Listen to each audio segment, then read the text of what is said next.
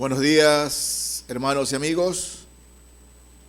La resurrección de nuestro Salvador Jesucristo es el acontecimiento más extraordinario que este mundo ha visto.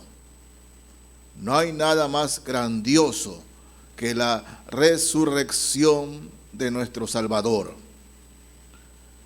De la muerte de Jesús, del viernes al domingo, tenemos que recordar algo. Satanás, Lucifer, cuando vio a Jesús muriendo en la cruz, él no entendía el plan de nuestro Salvador. Él no entendía el plan de Dios. Las últimas palabras: consumado es, y en tus manos encomiendo mi espíritu, dichas por el Señor Jesús en la cruz. Para Satanás no lo entendía. Todo lo contrario. Cuando vio Satanás que Jesús era muerto y que hubo truenos, relámpagos, tinieblas, Satanás se alegró. Los demonios fueron felices, gritaban de alegría, porque habían, entre comillas, matado a Dios. Recordemos que Satanás es Satanás, pero es un ser limitado. Él no es todopoderoso, él no es todo sabio, es un ser limitado. Ese es Satanás. No lo comprendía. La fiesta de los demonios y Satanás era tremenda, tremenda. Pero el domingo Jesús sale de la muerte, sale en victoria, y los mismos discípulos se mantuvieron incrédulos. Las mujeres llegaron a la tumba y vieron que la piedra había sido removida, la piedra de casi 2 toneladas de peso había sido removida. Y entraron a ver y solo vieron un ángel allí. ¿Por qué buscáis entre los muertos al que vive? Fue la pregunta del ángel. Él no está aquí, él ha resucitado, ha tenido victoria. Las mujeres fueron a los discípulos y no le creyeron. Fueron ellos mismos y dicen: sí, en verdad, ya no hay nadie, no está ahí. ¿Qué ha pasado? Pensaron que los soldados habían movido la piedra y se lo llevaron a otro lado. Ellos no creían en eso. Hasta que el Señor Jesús se presenta personalmente ante ellos. Llega ante ellos. Y ellos, impávidos, se mantienen incrédulos. El Jesús resucitado, con su costado traspasado, el hueco de la lanza estaba ahí, sus manos, ¿no?, con los huecos de los clavos estaba allí, sus pies con los huecos de los clavos estaban allí. Veían todo, todas las señales del que había muerto en la cruz, ahora estaba ante ellos, con las heridas y todo eso, resucitado. Jesús le dice que crean. Pero en ese instante, el más joven de los discípulos, Tomás, uno de los más jóvenes, no estaba. No se encontraba allí. Y llega y los discípulos le dicen: Tomás, hemos visto a Jesús. No, ustedes me están cuenteando. Ustedes me están jugando una broma. Si yo no meto mis dedos en sus manos y meto mi mano en su costado, yo no voy a creer. No voy a creer. No creeré. No creeré. Y Tomás se mantuvo firme en eso. No creyó. Hasta que el mismo Jesús se presenta delante de Tomás y le dice: mete aquí tus dedos, mete aquí tu mano, y no seas incrédulo, sino creyente. Bienaventurados los que no vieron y creyeron. Y eso somos nosotros, hermanos. Nosotros, por las Escrituras, sabemos que el Señor resucitó y que Él es nuestro Salvador y nuestro Rey. Pablo, escribiendo a la iglesia de Corinto, Pablo menciona un problema que había en Corinto. Habían ciertos predicadores que estaban manifestando que no hay resurrección, que Cristo no resucitó. Y algunos creyentes lo creían. Era un problema tremendo en Corinto eso. Sí, porque eso cambiaba la doctrina. El centro de la enseñanza, hermanos, es la resurrección de Jesús. Y cambiaba eso. Y Pablo les escribe, ¿no? Y utiliza el capítulo 15 de la primera carta a los Corintios. Vamos a leer algunas cosas porque es bien extenso. Pero veamos aquí. Primera carta a los Corintios 15, desde el verso 12. Leo aquí, la palabra de Dios nos dice así: pero si se predica de Cristo, que resucitó de los muertos, ¿cómo dicen algunos de vosotros o entre vosotros que no hay resurrección de muertos? Porque si no hay resurrección de muertos, tampoco Cristo resucitó.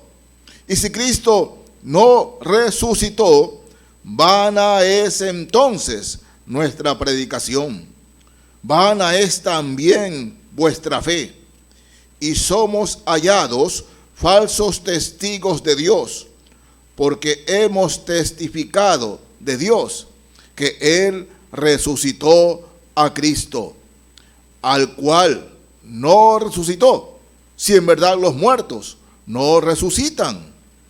Porque si los muertos no resucitan, tampoco Cristo resucitó. Y si Cristo no resucitó, vuestra fe es vana, aún estáis en vuestros pecados. Entonces también los que durmieron en Cristo perecieron. Si en esta vida solamente esperamos en Cristo, somos los más dignos de conmiseración de todos los hombres. Mas ahora Cristo ha resucitado de los muertos, primicias de los que durmieron es hecho. Porque por cuanto la muerte entró por un hombre, también por un hombre la resurrección de los muertos. Porque así como en Adán todos mueren, también en Cristo todos serán vivificados. Pero cada uno en su debido orden.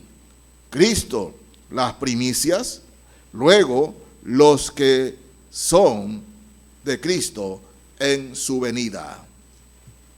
Era un problema allí, un problema que estaba pasando la iglesia en Corinto. Personas falsos que se introducían allí piadosamente, daban la apariencia de ser piadosos, de tener mucho amor, pero estaban inoculando estos falsos que se habían bautizado en nombre de Cristo, que hablaban de Cristo, que decían de Cristo, pero eran falsos, y manifestaban: no, si no hay resurrección, si Cristo no resucitó. Y reitero, algunos creyentes le creían. Entonces, la vida de esos creyentes que le creían eran vidas totalmente opuestas a lo que la palabra de Dios y el mismo Dios nos dice. Si Cristo ha resucitado, ¿no?, nuestra vida debe mostrar que Cristo ha resucitado. Si no, miren lo que pasaba con los corintios, el mismo capítulo 15, la primera carta a los Corintios, el verso 32. ¿No? Primero los Corintios 15, 32. Si como hombre batallé en Éfeso contra fieras, ¿qué me aprovecha si los muertos no resucitan? Comamos y bebamos, porque mañana moriremos.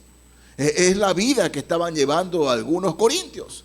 Vamos a la diversión, hagamos fiesta y bacanales, ¿no? Comamos y bebamos, divirtámonos porque mañana moriremos. Total, no hay resurrección. Y así era la vida de esos corintios. Así era la vida de ellos.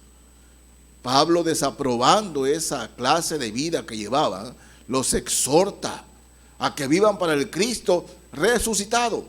Porque lo que Cristo nos da en la resurrección es la victoria. Una victoria completa. Para gloria y honra de su nombre. Debe vivir todo aquel que en Él cree.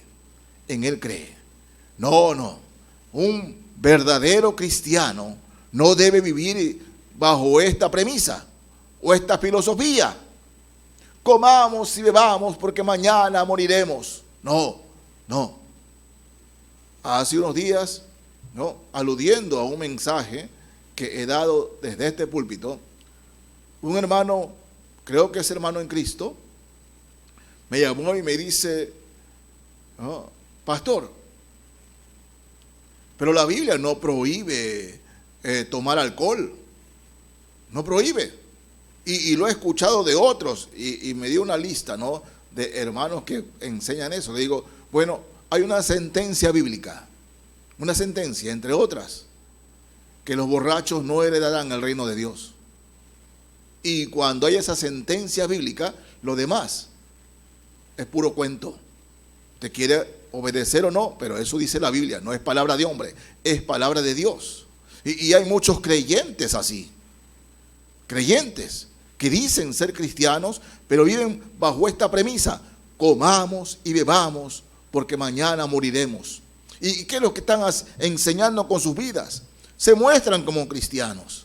Van con su Biblia el domingo, llegan a la iglesia y se muestran como cristianos y la gente los ve, y dan un testimonio que no glorifica al Señor, que habla de un Dios muerto, que un Dios a quien no hay que darle cuentas. Así es, mis hermanos. Cuando vivimos una vida opuesta a la voluntad de Dios, lo que estamos mostrando al mundo, que sí creemos en Dios, pero no es un Dios al que hay que darle cuentas. Eso es lo que viven vidas que no glorifican al Señor y que muestran a un Cristo muerto. A un Cristo muerto. Pero si tenemos derecho a divertirnos, hermanos, la palabra del Señor nos enseña que todo lo que el creyente hace, lo haga para la gloria de Dios, para la gloria del Señor. Y mostrar al Cristo resucitado no es una opción para el creyente. No es una opción. Debe ser una obligación, porque es un mandato de Dios. Miren lo que ocurre en el libro de los Hechos, capítulo 1 de Hechos. El Señor ha resucitado y Él les dice a sus discípulos, a los 11 que quedaron, a los 11, fíjense, Hechos capítulo 1, leo desde el verso 4. Y estando juntos, les mandó que no se fueran de Jerusalén, sino que esperasen la promesa del Padre, la cual les dijo: oísteis de mí. Porque Juan ciertamente bautizó con agua, mas vosotros seréis bautizados con el Espíritu Santo dentro de no muchos días. Entonces, los que se habían reunido le preguntaron, diciendo: Señor, ¿restaurarás el reino de Israel en este tiempo? Y les dijo: no os toca a vosotros saber los tiempos o las sazones que el Padre puso en su sola potestad. Pero recibiréis poder cuando haya venido sobre vosotros el Espíritu Santo. Y me seréis testigos en Jerusalén, en toda Judea, en Samaria y hasta lo último de la tierra. Sí, Jesús le encomienda directamente a los discípulos: no se muevan, van a recibir el poder el Espíritu Santo, el poder, van a recibirlo para que sean mis testigos. Sí, testigos en su casa, testigos en su barrio, testigos en su ciudad, testigos en su país, testigos en toda la tierra, que seamos testigos de Él. Y el testigo no tiene que ver solamente por lo que dice, por lo que habla, sino por la manera como actúa. Como actúa. En el instante que el mundo lo ve y que usted dice que es cristiano, los ojos se presentan en usted.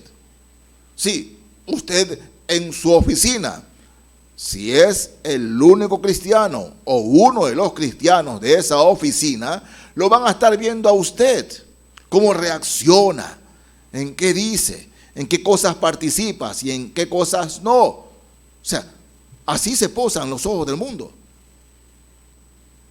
Usted puede decir, yo no digo malas palabras, no participo con eso, pero de repente acepta invitaciones a lugares donde no debe ir.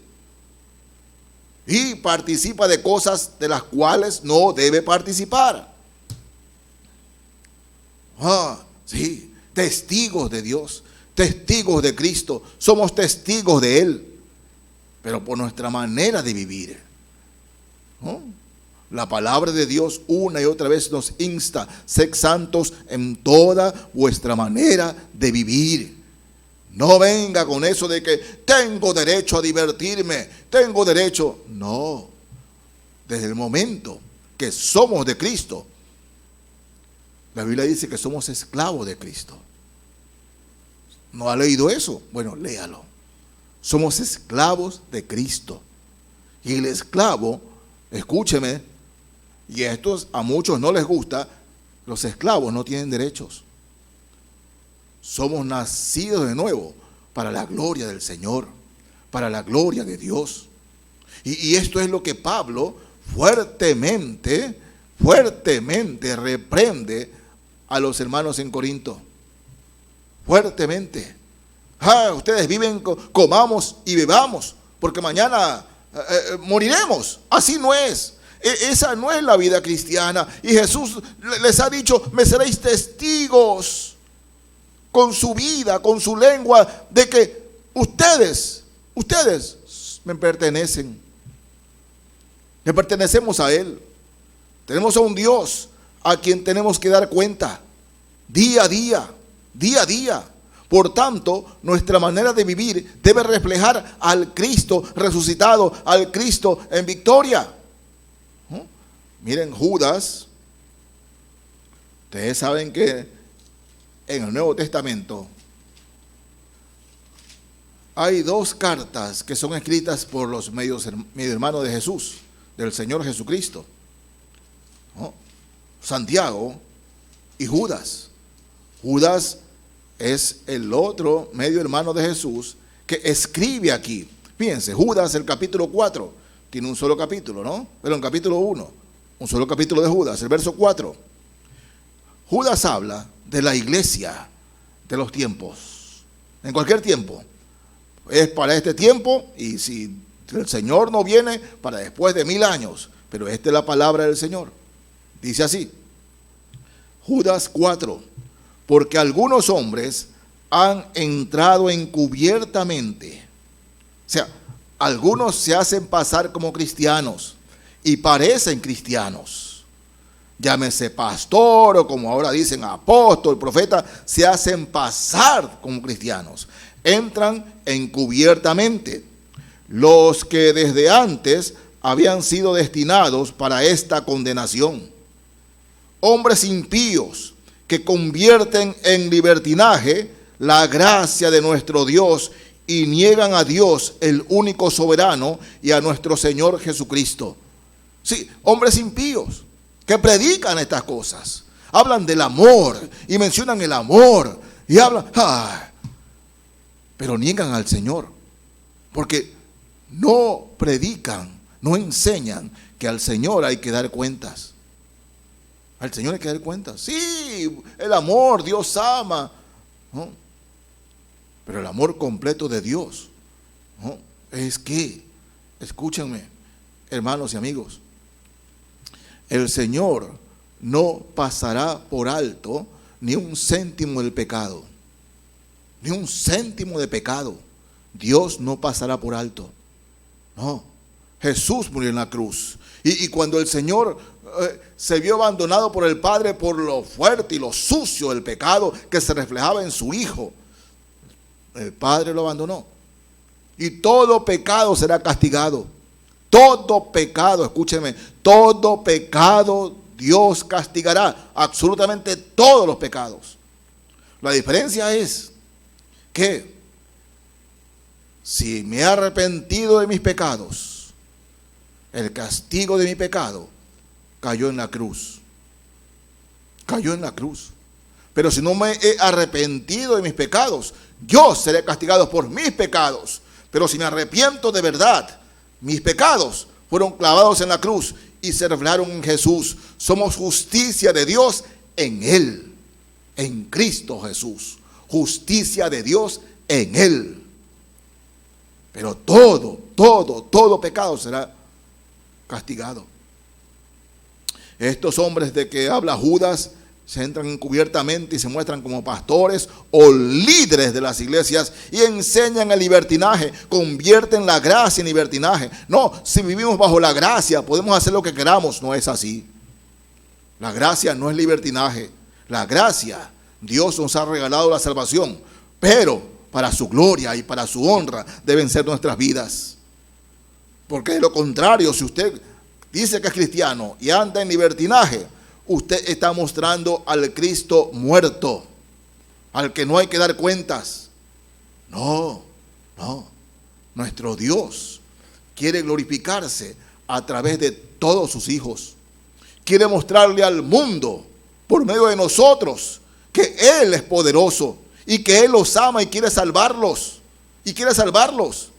No es que Dios nos ha salvado para que participemos de las cosas malas con el mundo. No. Miren, Pedro también lo entiende completamente en su primera carta. Primera carta de Pedro. Voy a leer aquí el capítulo 4, versos 3 al 5. Primera carta de Pedro 4, 3 al 5. Pedro dice a la iglesia y a los hermanos que se encuentran titubeando en si creer o no lo de los falsos, las falsas enseñanzas, Pedro les dice, primer libro de Pedro o carta de Pedro, capítulo 4, desde el verso 3. Baste ya el tiempo pasado para haber hecho lo que agrada a los gentiles. Aquí la palabra gentil es sinónimo de impíos. Basta ya el tiempo pasado para haber hecho lo que agrada a los impíos, andando en lascivias, concupiscencias, embriagueces, orgías, disipación y abominables idolatrías. A estos que se llamaban cristianos, les llamaba la atención los otros cristianos, los que no andaban como ellos. Y Pedro les dice, a estos les parece cosa extraña que vosotros no corráis con ellos en el mismo desenfreno de disolución y os ultrajan. Estos que andan en libertinaje diciendo que son cristianos, andan hablando mal de los que en verdad se comportan como cristianos. Santurrones. Es la palabra que emplean. Santurrones. Eso es tan mal. No viven un evangelio moderno. Así lo he escuchado. Un evangelio moderno. Eso era ya para hace años. Pero ahora estamos en el siglo XXI y es el evangelio moderno que debemos vivir. No haga caso de eso, hermano. No haga caso de eso. Porque eso no es de Dios. No es de Dios. Sí, a estos que estaban en la iglesia y andaban agradando al mundo y andando en cosas del mundo, a ellos, ¿no? Pero veían a los demás, a otros que no participaban de esas cosas, que buscaban glorificar al Señor. Hablaban mal, los ultrajaban con palabras, se burlaban de ellos, santurrones. Pero hermanos, amados, nosotros no estamos para escuchar esas voces. Estamos para glorificar el nombre de Jesús, del resucitado. Para eso estamos. Dice el verso 5, pero ellos darán cuenta al que está preparado para juzgar a los vivos y a los muertos. Sí, esos que están en la iglesia y ven que otros quieren vivir vidas cristianas que glorifiquen al Señor y hablan mal de ellos, bueno, esos van a dar cuentas un día al Señor. Van a dar cuentas porque su testimonio, en vez de ganar personas para Cristo, sus testimonios sirven para que no vengan a Cristo. ¿A cuántos de nosotros nos han hecho cuando hacemos el evangelismo personal? Ah, no, yo conozco fulano de tal. Y si tal fulano de tal es cristiano, yo no quiero ser como él.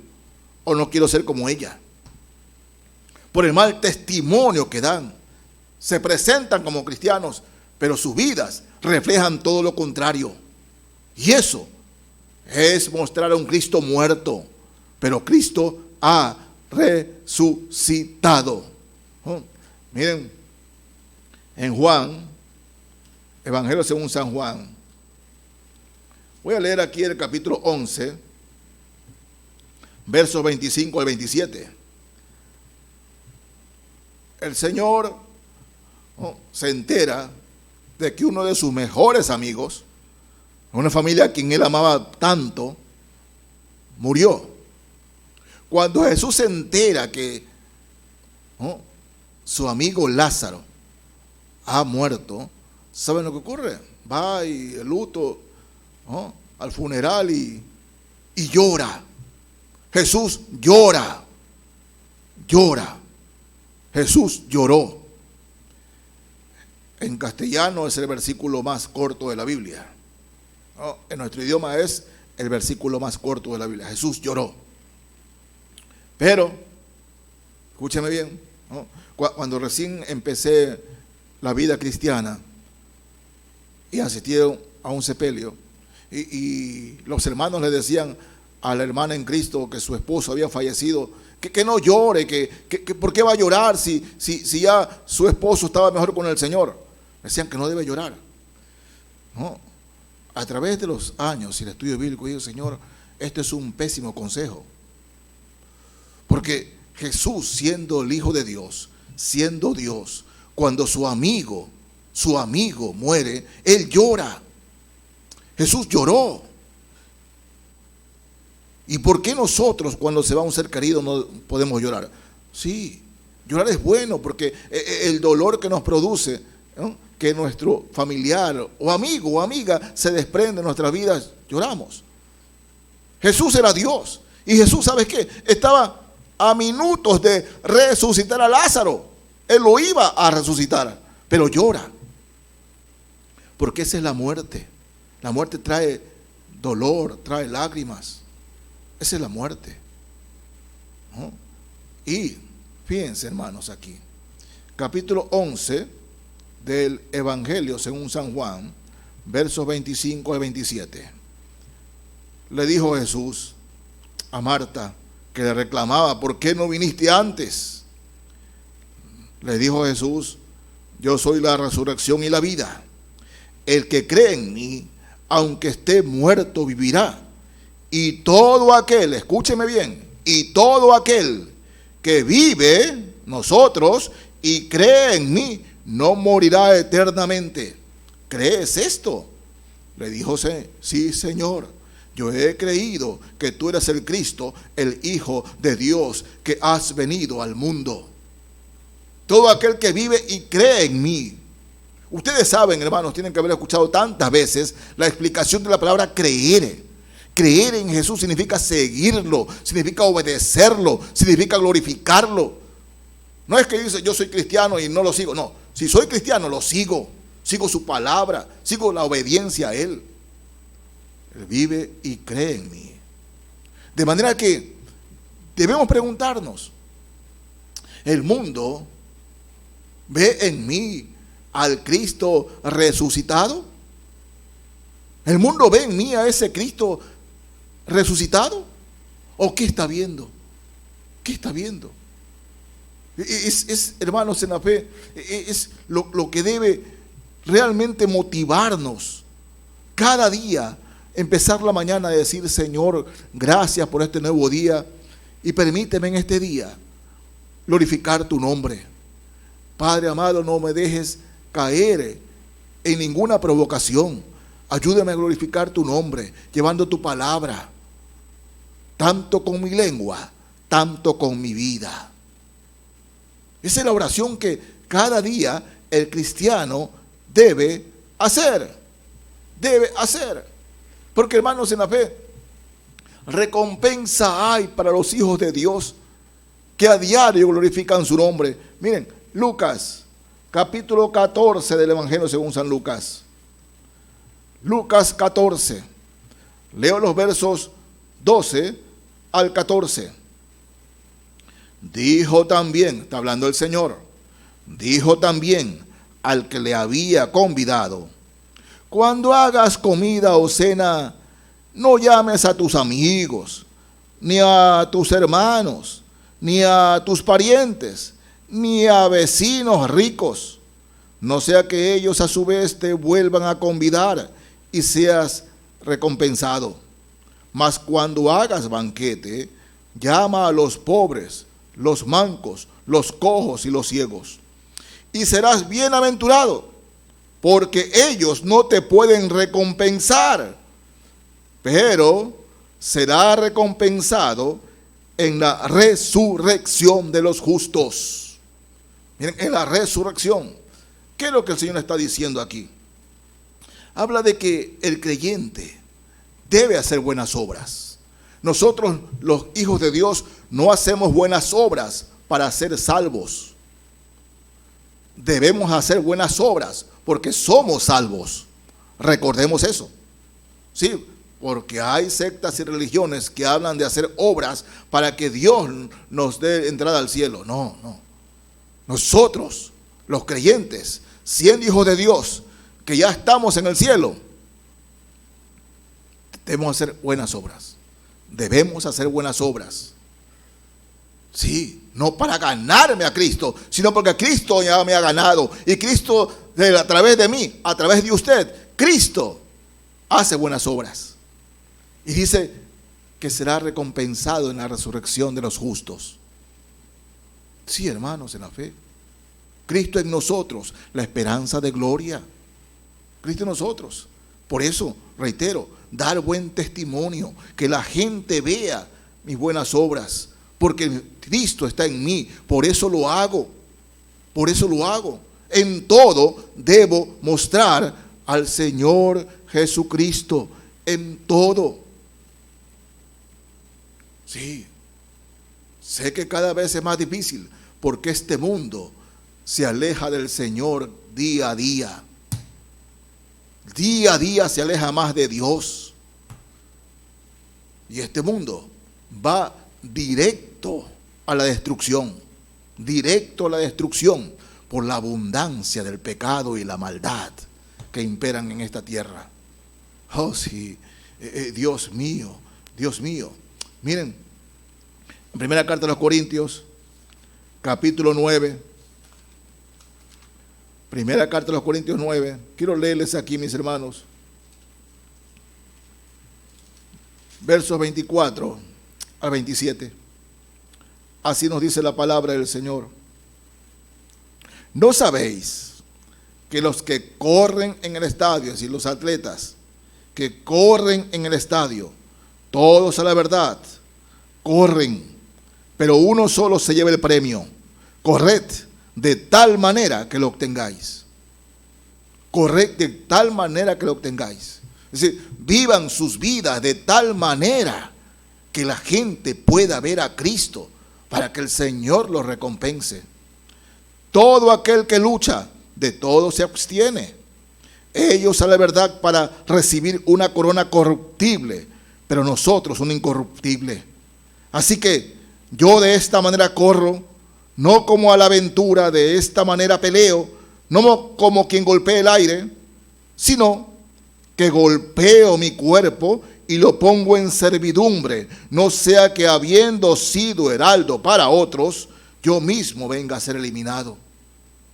Sí, yo mismo, ¿no? Si yo ando con la Biblia, diciendo que Cristo es Señor y Salvador, pero descuido mi vida en cuanto a glorificar el nombre de Dios. Dice, cuidado, cuidado. Yo viendo por dónde van los otros, mirando y juzgando por dónde van los otros, yo mismo pierdo la carrera por andar mirando. No, glorifique al Señor, hermano. Glorifique al Señor, hermana. Estamos para eso. La muerte no pudo detener a Jesús.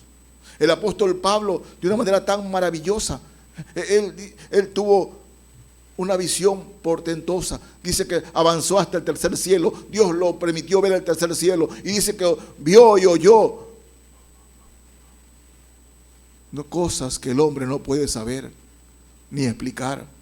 Y Pablo decía, por eso yo deseo partir y estar con Cristo, lo cual es muchísimo mejor. Porque para mí el morir es Cristo. Perdón, para mí el vivir en Cristo.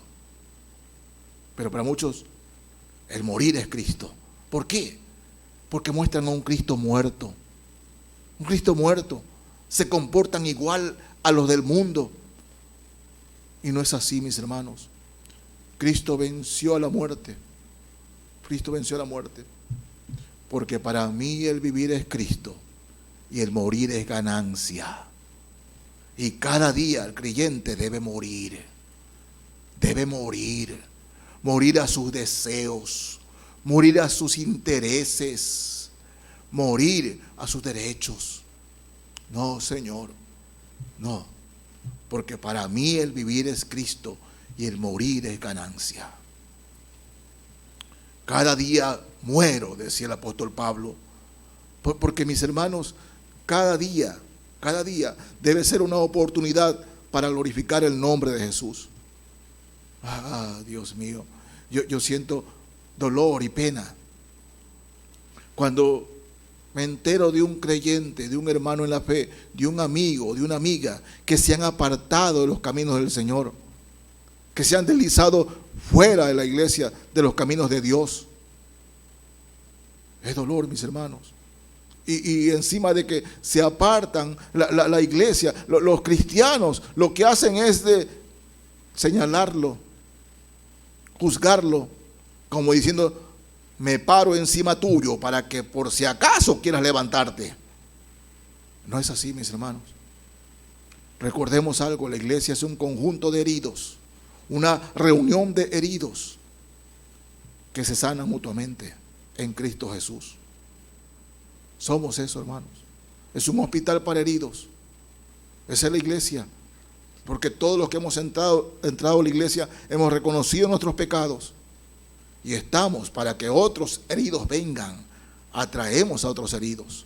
Que por la sangre de Cristo y el poder de Dios hemos sido sanados.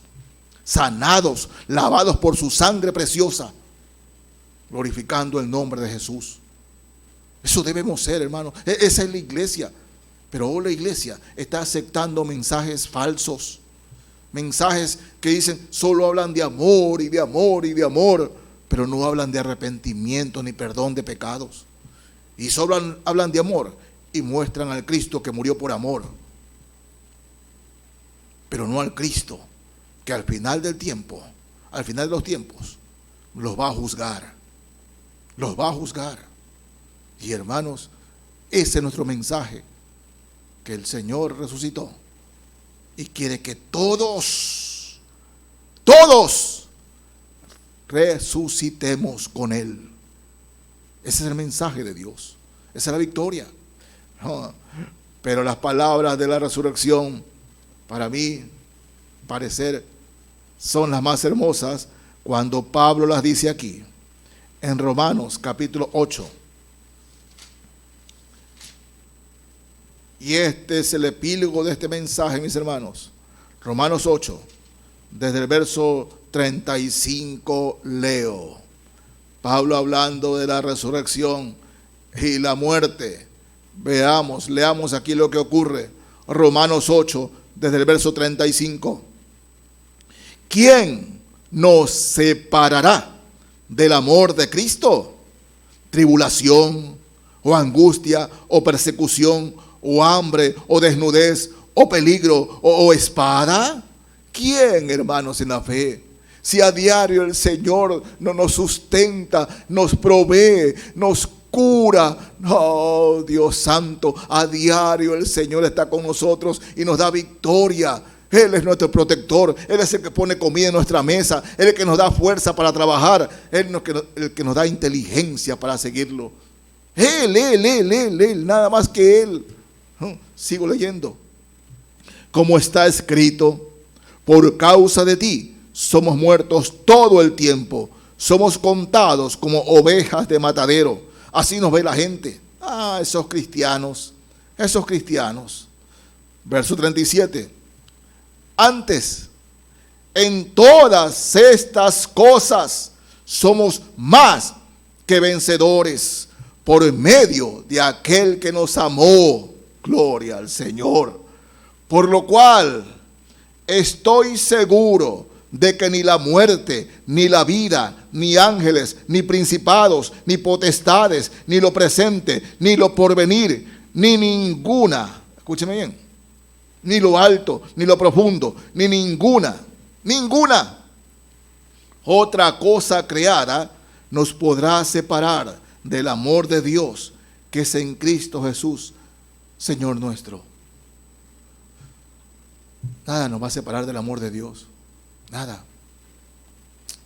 Mis hermanos, he estado en muchos funerales, he predicado en muchos funerales.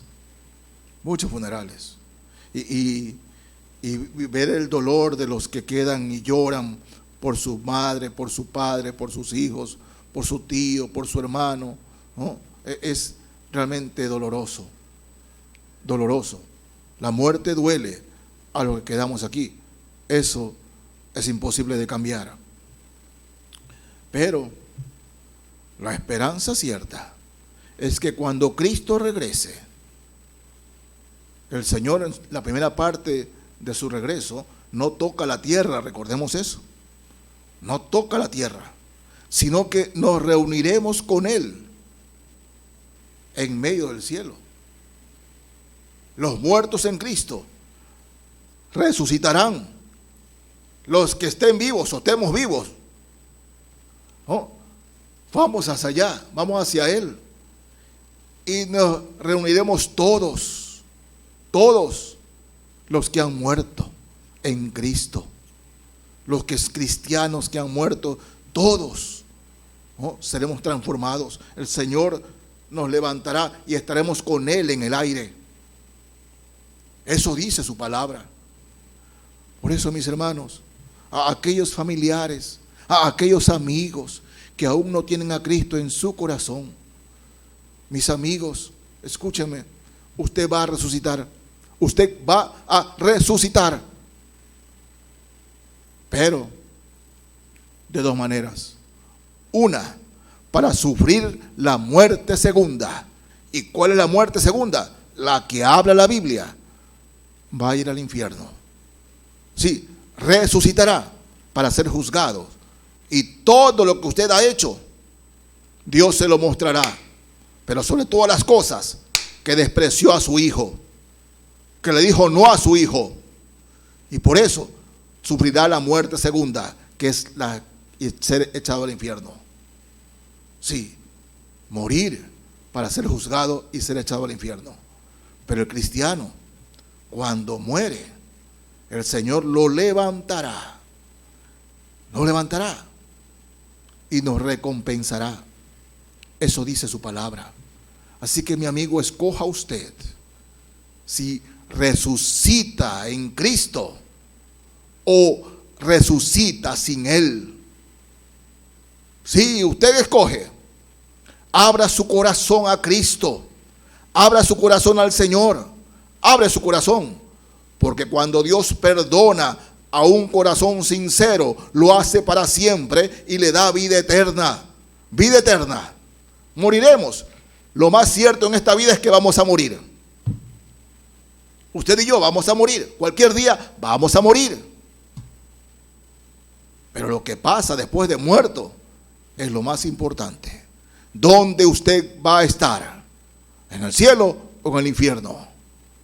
Cristo resucitó para que todo aquel que en Él cree no se pierda, mas tenga vida eterna. Cristo resucitó para que todo aquel que en Él cree resucite con Él también. Él tiene el poder para hacerlo. Depende de usted si lo cree. Cristo murió por amor.